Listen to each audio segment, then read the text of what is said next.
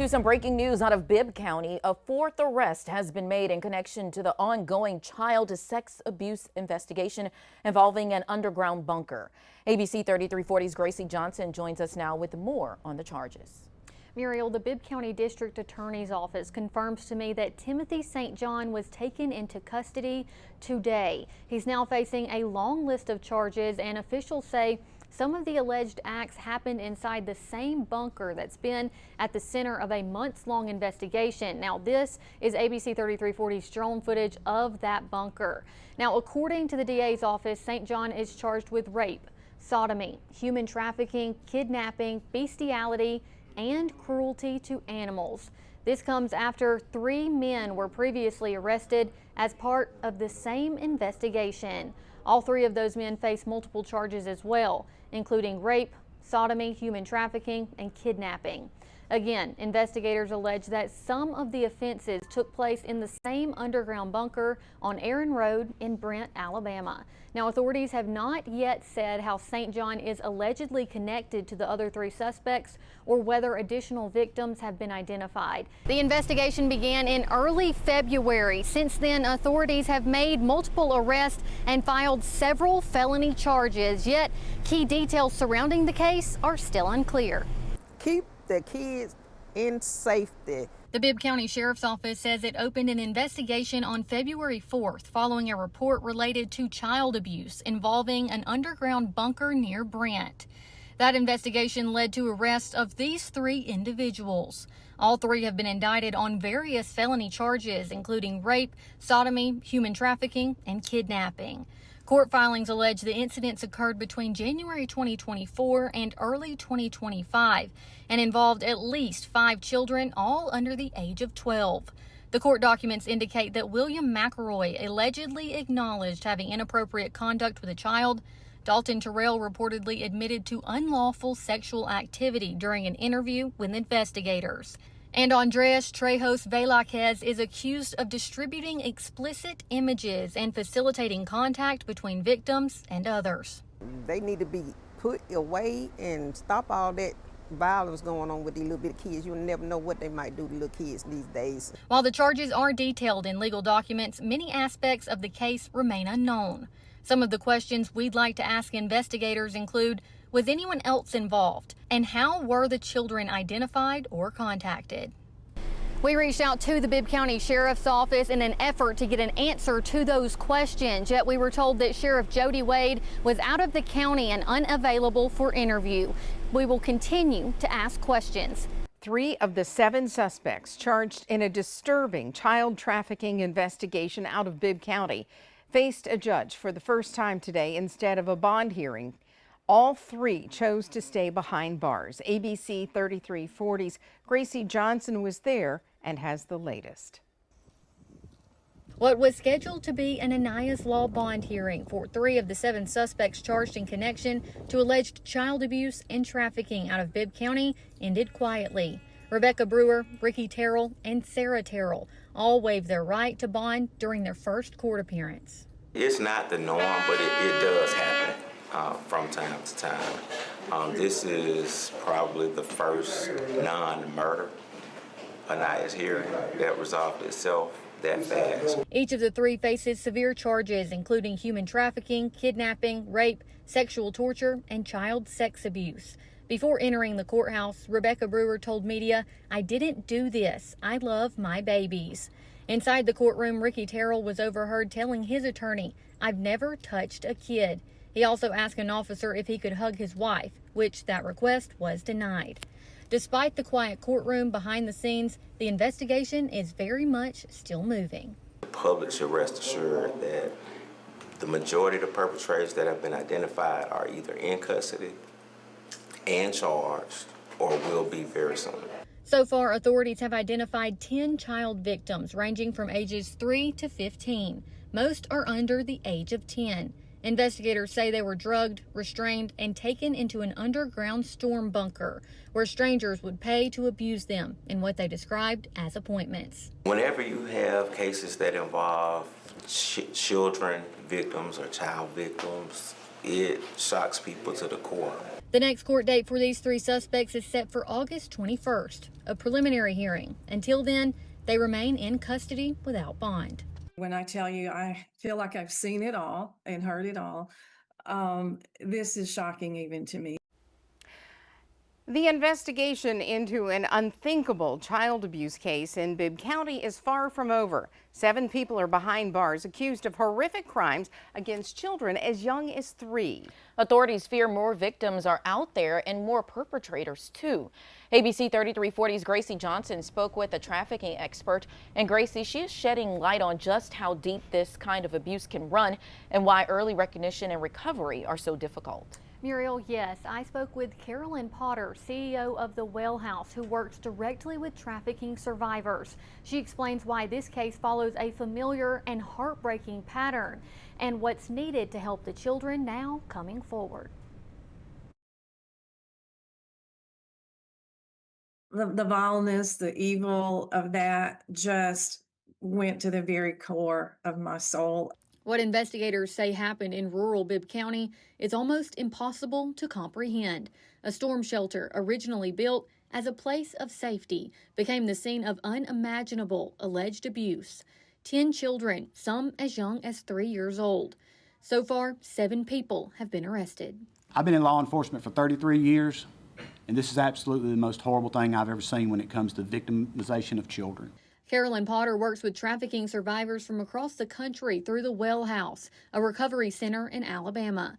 She says the signs of trafficking are often present, just not always recognized. We need to do a better job of educating our teachers and our counselors and our caseworker on what trauma looks like and on the signs of human trafficking, because I would wager just about anything that those children showed signs. Authorities say the children were participating in normal activities, including attending school. Yet the abuse had been taking place since around 2022. I do not think that anybody that was not involved in this directly was aware that it was going on. When I tell you I feel like I've seen it all and heard it all, this is shocking even to me that it went on this long without anyone knowing about it or being able to do anything. Now, with the investigation still ongoing, the focus is also shifting to recovery.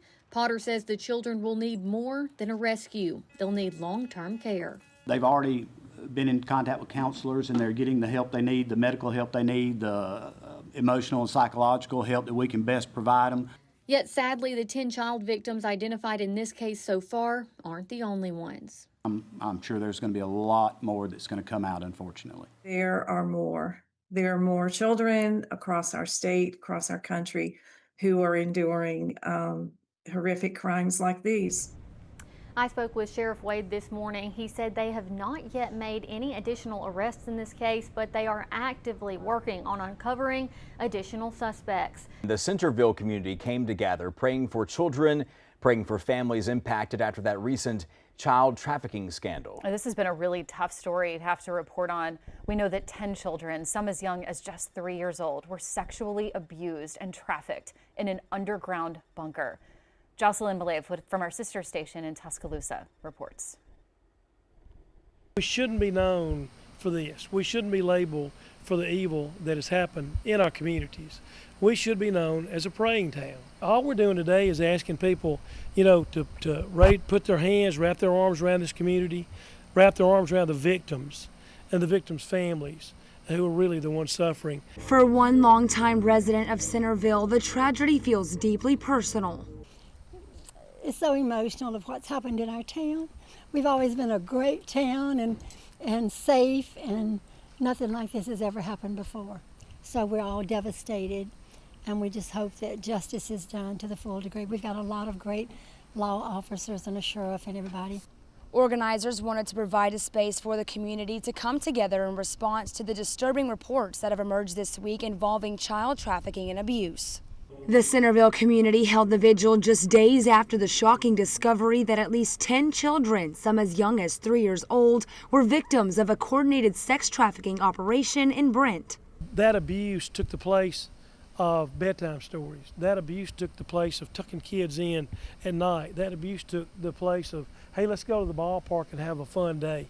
Despite the strain the situation has placed on the community, residents are choosing to focus on the positive as they look toward healing and moving forward. We have not seen all the bad that's going to come from this, but we haven't seen all the good that can come. You know, we have to be strong. We have to keep our faith. We just pray that God will, have his say. He will. And that was Jocelyn Malev reporting. Investigators have charged 7 people in this case. 3 suspects waived their right to bond, choosing to remain in custody. The suspects face allegations including human trafficking, kidnapping, rape, sexual torture, and child sex abuse. A former teacher now says she raised red flags about one of those children nearly a year before the case surfaced. ABC 3340's Gracie Johnson spoke with her today. I just feel like it should have been looked into more. A former Bibb County teacher asked us not to identify her, but says she recognized something wasn't right with a child believed to be one of 10 victims in a Bibb County sex abuse case. It was the 2023-24 school year, and she says one of her students stood out for all the wrong reasons. She was in my class, and she was just very delayed developmentally, and there could be billions of reasons, but now with all this coming out, it's kind of like that's probably why. The teacher says school staff reported the child's condition more than once to school administrators. It was multiple times. No, it never really got better. The teacher tells me that reports are typically made directly to the school counselor, who would then contact necessary external agencies. Investigators say at least 10 children were drugged and abused in an underground bunker. Our anonymous teacher says the reports she made to school administrators did not capture the full extent of what investigators have now allegedly uncovered. Knowing now that they were drugged and stuff, that had a lot to do with where she is academically. Law enforcement says this major case wasn't referred to them by DHR until February 2025. I was maybe not shocked, just even more saddened that nothing happened back then, was looked into far enough for it to be stopped back then, and it's just been ongoing. I reached out to Alabama DHR regarding these claims, and they responded saying the Alabama Department of Human Resources is bound by state confidentiality laws and cannot comment. Gracie Johnson, ABC 3340 News. We also reached out to Bibb County Schools. As of news time, we have not yet heard back from them. I spent the day digging through court records to learn more about the 7 people now facing several disturbing charges. Shockingly, most of them have no serious criminal history in the state of Alabama prior to the child sex abuse investigation.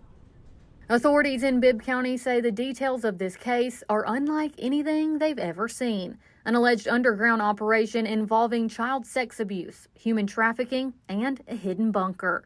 10 children have been identified as victims so far, and 7 adults are behind bars. Some of the victims, the offenders, were their parents and different relatives and things like that. I spent the day digging through court and criminal records, trying to learn more about who these suspects are. Most of them had no serious criminal history in Alabama, most only facing minor traffic violations until now. Rebecca Brewer is charged with 8 counts of human trafficking and kidnapping and 3 counts of sexual torture, but I found no prior criminal record.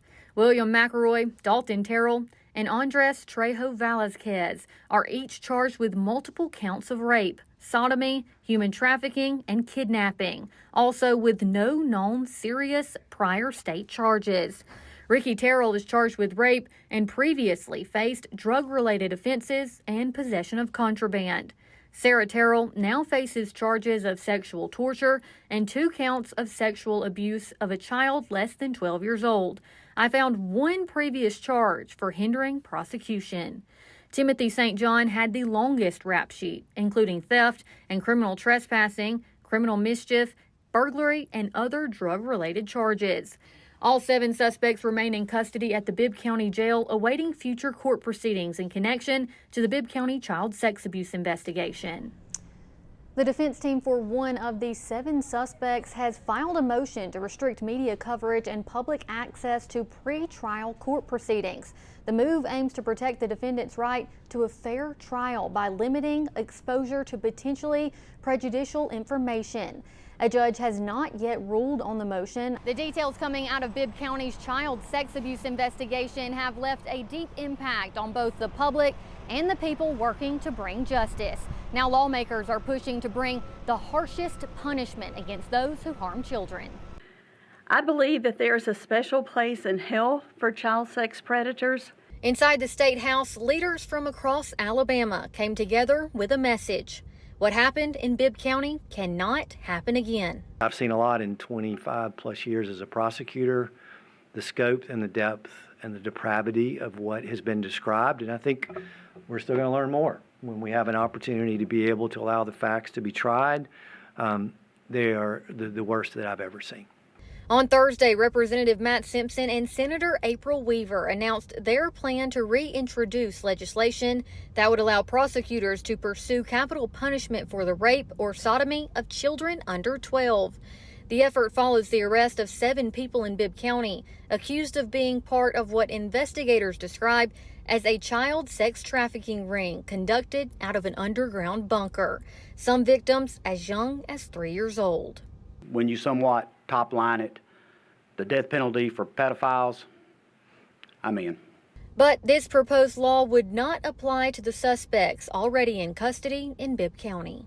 We're not able to retroactively apply this punishment to those. It has to be in effect at the time the offense was committed. I wish we could, but unfortunately we can't. These lawmakers say they are already gaining support in their push for harsher penalty, and they're actually giving their colleagues more time to co-sponsor the bill before filing. 7 of the 8 people charged in a child sex abuse case involving an underground bunker entered not guilty pleas this afternoon. ABC 3340's Gracie Johnson was in court today, and she has the latest of what we're learning this hour. The more we learn, the more chilling the details seem to be. And Friday's hearing painted a disturbing picture of what investigators believe happened to these children over the span of several years. Investigators also revealed that they have evidence that leads them to 15 to 20 still unidentified people who paid to enter the bunker. Bibb County investigator Justin Hobbs testified 2 of the child victims who were in DHR custody at the time first revealed what they called the secret bunker, saying they learned sexual behaviors there from suspect William Chase McElroy. Hobbs said multiple victims, some as young as 2 years old, described being touched, whipped with belts, and shocked with electric dog collars. One child said she was forced to perform sex acts while some of the suspects laughed, took pictures, and video. The 8 defendants face charges including rape, sodomy, human trafficking, kidnapping, and sexual torture.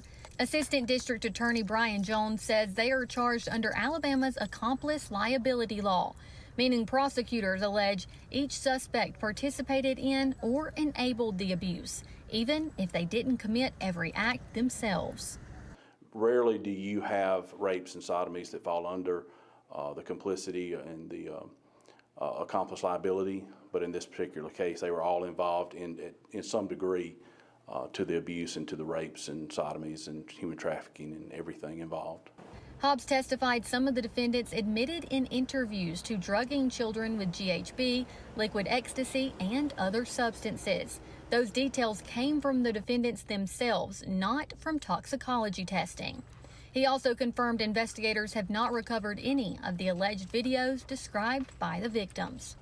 All 5 defendants in today's Aniah's Law hearing were denied bond. The 3 others remain in jail on no bond.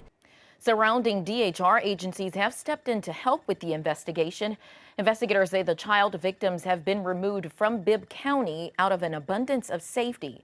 The investigation is still active and more arrests are possible.